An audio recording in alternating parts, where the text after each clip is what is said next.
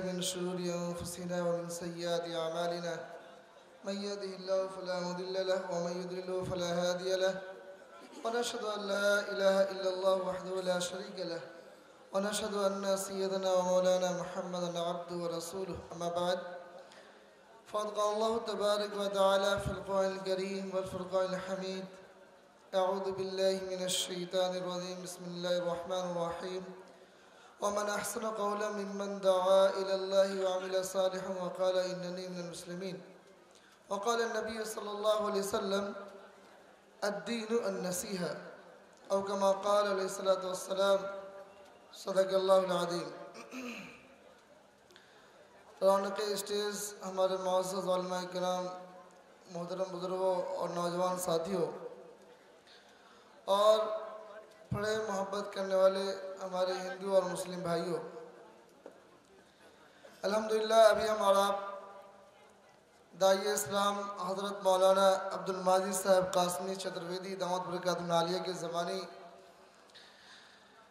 बहुत ही अहम और बहुत कीमती और बहुत ही मुफीद नफ़ा बख्श बातें समाअत फरमाई है।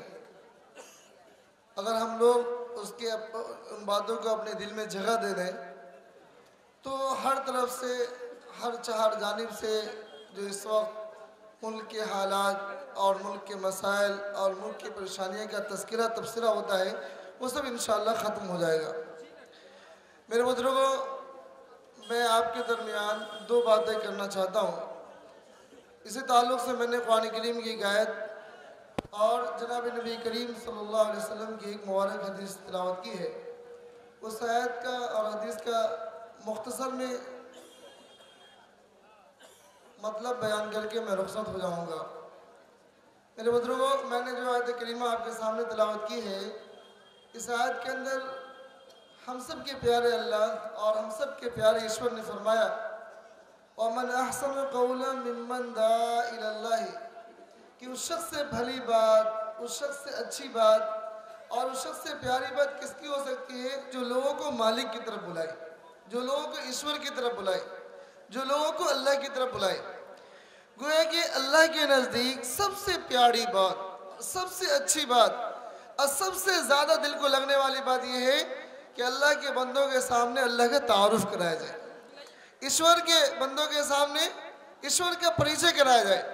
और यही वजह है कि हज़रत मौलाना अब्दुल माजिद साहब दामद बरकातुहु ने आपके सामने जो है मुख्तलिफ धर्म की किताबों से के हवाले से आपके दरमियान मालिक या ईश्वर का परिचय कराया तो बहुत अच्छा लगा। और क्यों ना लगेगा, क्यों ना लगेगा।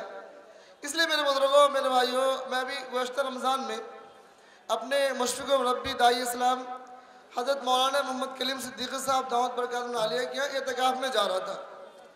तो दिल्ली से मुझे खतौली के लिए ट्रेन पकड़नी थी, तो इत्तेफाक से मेरी ट्रेन छूट गई। मैं किसी और साथी का इंतज़ार कर रहा था, तो उनके आने में ताख़ीर हुई, तो बैठ के ट्रेन छूट गई। तो मेरे दिल में ख्याल आया कि स्टेशन में बैठकर कोई फ़ायदा नहीं है, चलो चलकर बगल में मदरसा वहाँ बैठ जाते हैं। चुनांचे मदरसे में गए, बैठ गए। तो थोड़ी देर के बाद मैंने देखा कि एक खातून आई, एक औरत आई, तकरीबन उसकी उम्र 40-45 साल की रही होगी। वो खातून आने के बाद वहाँ उस मदरसे में एक स्टाफ, एक मौलाना थे, उनसे कहने लगी कि फ़ला मौलाना साहब क्या है, मुझे उनसे मुलाकात करनी है। तो मौलाना ने पूछा क्या बात है? तो उस खातून ने कहा कि देखिए मेरे पास मैं 4 बहनें हूँ और मेरा एक भाई है। हम चारों बहनों की शादी हो चुकी है और एक भाई है अभी उसकी शादी नहीं हुई, लेकिन मेरा भाई माँ बाप से महीनों महीने दूर रहता है, वो घर नहीं आता है। इसलिए मेरे माता पिता बहुत परेशान रहते हैं कि मेरा बेटा मेरे पास रहे, मेरे अलावा कहीं और ना जाए। तो वो बहन ये चाहती थी, उसने कहा मैं ये चाहती हूँ कि मेरा भाई मेरे माता पिता का हो जाए, मेरे माता पिता के पास आया जाया करे और वही घर में रहे, उससे दूर ना हो जाए, और यही मेरी माता पिता भी चाहती है। तो मौलाना साहब ने कहा देखिए आप जिनसे मिलना चाहती हैं वो अभी नहीं है, ये छुट्टी का दिन चल रहा है, अगर आपको उनसे मुलाकात करनी हो तो उनका मोबाइल नंबर ले लीजिए और उससे संपर्क करके आइएगा, कांटेक्ट करके बात करके आइएगा। फिर उसने कहा दे दीजिए। चौंचे मौलाना साहब ने उनका मोबाइल नंबर और नाम लिख के दे दिया। फिर मैंने कहा मेरी बहन मैं भी आपसे मैं आपको बताऊं इसका हल क्या होगा? उसने कहा क्या है? मैंने कहा देखिए ये जो दिल है ना, दिल ये दिल जिसके कब्ज़े कुदरत में है वो हम सब का मालिक है, वो हम सब का पैदा करने वाला ईश्वर है। वही मालिक हमारे दिलों को फेर सकता है, उसके अलावा कोई दूसरा तीसरा नहीं फेर सकता है। तो आप ऐसा करेंगे कि मालिक के जहाँ बहुत सारे नाम हैं, वहाँ मालिक के दो नाम हैं, या हादी या रहीम। या हादी का अर्थ आता है सीधा रास्ता दिखाने वाले, सीधा मार्ग दिखाने वाले। और मालिक ही ईश्वरी सीधा रास्ता दिखा सकता है, उसके अलावा कौन दिखा सकता है। फिर मैंने कहा कि दूसरा नाम है या रहीम, जिसका अर्थ आता है परेशानी में दया करने वाले, परेशानी को दूर करने वाले। और मालिक ही ईश्वरी हमारी परेशानी को दूर कर सकता है, उसके अलावा कौन दूर कर सकता है। इसलिए अगर आप ये चाहती हैं कि मेरा भाई हमारे माता पिता के होकर रहे, तो अपने मालिक से, ईश्वर से 100 बार या हादी या रहीम पढ़कर मांगिए। इंशाल्लाह एक न एक दिन वो आपके माता पिता के पास आ जाएगा। वो बहुत खुश हुई और उसने कहा मुझे लिख के दे दीजिए। मैंने उसको हिंदी में लिख के दे दिया और वो लेकर चली गई। जाने के बाद फिर मेरे दिल में ख्याल आया कि एक बहन, वो हमारी गैर मुस्लिम बहन थी, एक बहन उसकी ख्वाहिश है कि मेरा भाई माता पिता का हो जाए, मेरे माता पिता के अलावा किसी और का ना हो। तो मेरे बुजुर्गों, मेरे भाई और हर माँ बाप ये चाहता है कि मेरा बच्चा मेरी बात माने, मेरे हुक्मों के मुताबिक जिंदगी गुजारे, मैं जैसा चाहता हूँ वैसा वो रहे। तो मेरे बुजुर्गों, मेरे भाइयों, क्या हम सब के प्यारे अल्लाह ये नहीं चाहते कि मेरा बंदा मेरा होकर रहे, मेरा बंदा मेरे हुक्मों को पूरा करे, मेरा बंदा मैं जैसा चाहता हूँ वैसे जिंदगी गुजारने वाला बन जाए।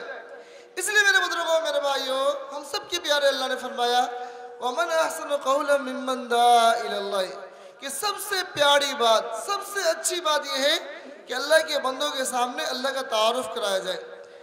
एक एक और चुनांचे बतौर ख़ास बहसत मुसलमान होने के हम तमाम मुसलमानों की जिम्मेदारी बनती है कि अपने अमाल से, अपने अखलाक से, अपने मामलात से, अपने मिलने जुलने से, अपनी ज़बान से, अपनी तहरीर से, अपने हर एक अमल से ईश्वर का तारुफ कराए, अल्लाह का तारुफ कराए और अल्लाह के भेजे पवित्र कलाम कुरान शरीफ का तारुफ कराए। ये हमारी जिम्मेदारी बनती है।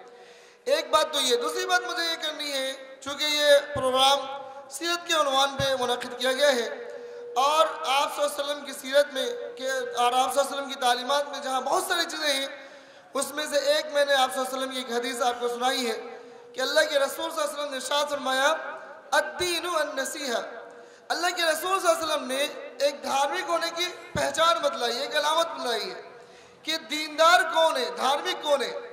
मेरे बुजुर्गों, मेरे भाइयों, हम जैसे लोग, अगर कोई आदमी नमाजों का एहतमाम करता है, खूब रोज़े रखता है, हज करता है, ज़कात देता है, तो हम लोग उसी को दीनदार समझते हैं। और अगर कोई आदमी नमाज नहीं पढ़ता है, रोज़ा नहीं रखता है, हज नहीं करता है, तो उसको दीनदार नहीं समझते। हालांकि नमाज पढ़ना ज़रूरी है, रोज़ा रखना ज़रूरी है, हज करना ज़रूरी है और दीगर अमाल सालिह करना ज़रूरी है। लेकिन मेरे बुजुर्गों, मेरे भाइयों, सिर्फ उसके करने की वजह से दीनदार नहीं हो सकता। अगर होता तो हम सब के प्यारे महबूब हज़रत मोहम्मद सल्लल्लाहु अलैहि वसल्लम ने जो दीनदार होने की पहचान बतलाई वो नहीं बतलाई, बल्कि अल्लाह के रसूल सल्लल्लाहु अलैहि वसल्लम ने इरशाद फरमाया अद्दीनु अन्नसीहा, कि दीनदार वो आदमी है जिसके अंदर हमदर्दी है, जिसके अंदर खैरखाई है, जिसकी सोच अच्छी है, जिनकी फ़िक्र अच्छी है, जिनके ख्यालात अच्छे हैं। गोया कि धार्मिक आदमी और दीनदार आदमी वो आदमी कहलाएगा जिसके अंदर हमदर्दी होगी, जिसके अंदर खैरखाई होगी, जिसकी सोच अच्छी होगी, जिनकी फ़िक्र अच्छी होगी, जिनके ख्यालात अच्छे होंगे। इसका मतलब यह है कि जिसके अंदर हमदर्दी नहीं, जिसके अंदर खैरखाई नहीं, जिसकी अच्छी सोच नहीं, जिनकी अच्छी फ़िक्र नहीं, वो अपने आप को लाख धार्मिक बनना चाहे वो धार्मिक नहीं हो सकता। वो अपने आप को लाख दीनदार बनना चाहे दीनदार नहीं हो सकता। दीनदार बनने के लिए मेरे बुजुर्गों, मेरे भाइयों, ये ज़रूरी है कि हम सबको अपनी ज़िंदगियों में हमदर्दी लाने, एक दूसरे के ताल्लुक़ से हमदर्दी, खैरखाई और अच्छी सोच, अच्छी फ़िक्रें पैदा करनी पड़ेगी। चुनांचे आप सल्लल्लाहु अलैहि वसल्लम की ज़िंदगी का जब आप मुताला करेंगे या अपने उलमा से, अपने नकाबरीन से, अपने बुजुर्गों से मालूम करेंगे, तो आपको पता ये चलेगा कि आप सल्लल्लाहु अलैहि वसल्लम ने अपनों के साथ भी हमदर्दी की, गैरों के साथ भी हमदर्दी की, दोस्तों के साथ भी हमदर्दी की, दुश्मनों के साथ भी हमदर्दी की, मर्दों के साथ भी हमदर्दी की, औरतों के साथ भी हमदर्दी की, बुजुर्गों के साथ भी हमदर्दी की, नौजवानों के साथ भी हमदर्दी की, बल्कि आप सल्लल्लाहु अलैहि वसल्लम ने इंसानों के साथ भी हमदर्दी की और जानवरों के साथ भी हमदर्दी की।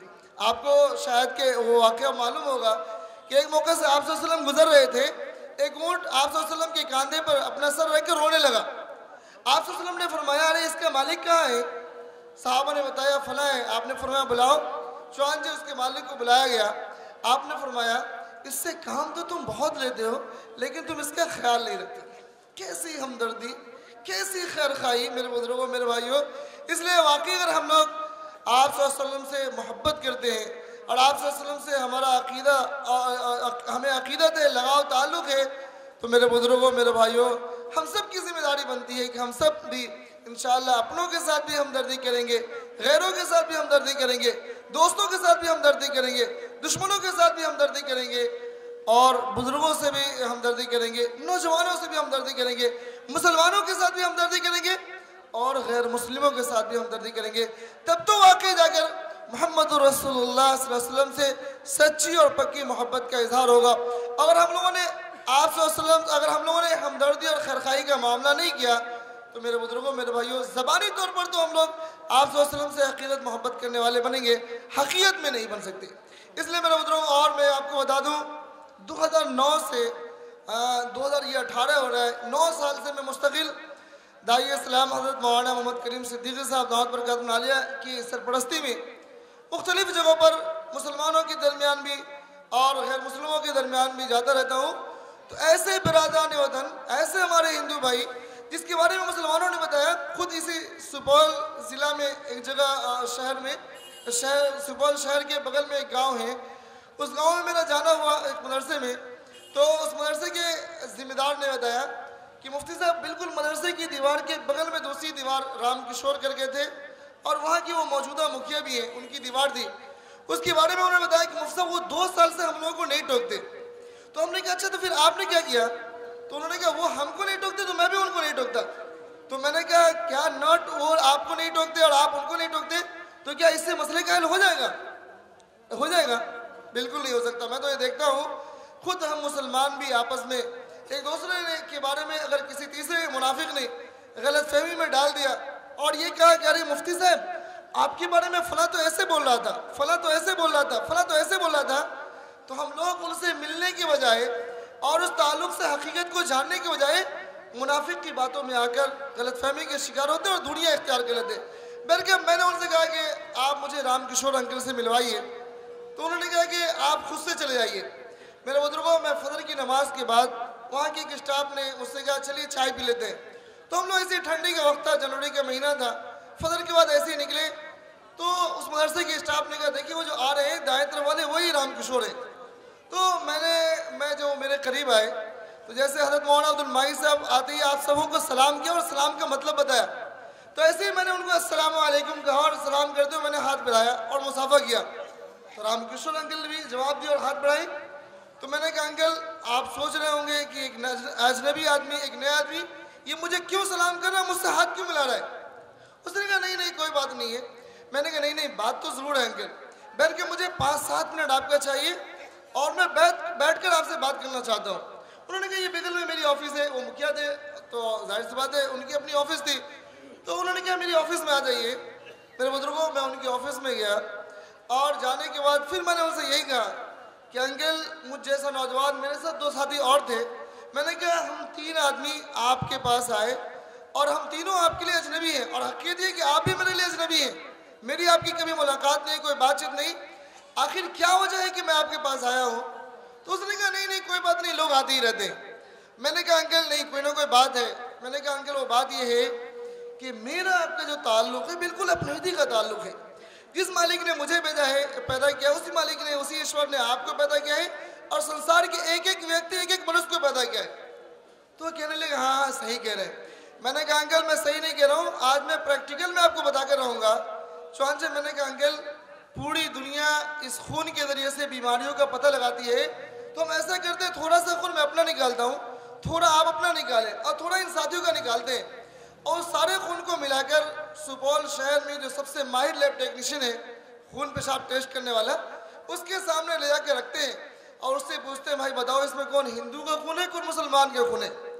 उसने कहा नहीं ये तो नहीं बता सकता। मैंने क्यों नहीं बता सकता, मैं मुसलमान हूँ, आप हिंदू, हम दोनों अलग अलग हैं। उसने कहा नहीं नहीं ये तो नहीं बता सकता। उसने कहा देखिए ग्रुप तो बता सकता है लेकिन ये कौन हिंदू का या मुसलमान का ये नहीं बता सकता। तो हमने कहा अंकल इसका मतलब ये है कि हमारे शरीर में जहाँ जो चीज़ है सेम हो वो आपको भी है और संसार के हर एक व्यक्ति, हर एक मनुष्य को है। उसने कहा बिल्कुल। फिर मैंने कहा अंकल यही बात मालिक ने पवित्र कलाम कुरान शरीफ में कहा है।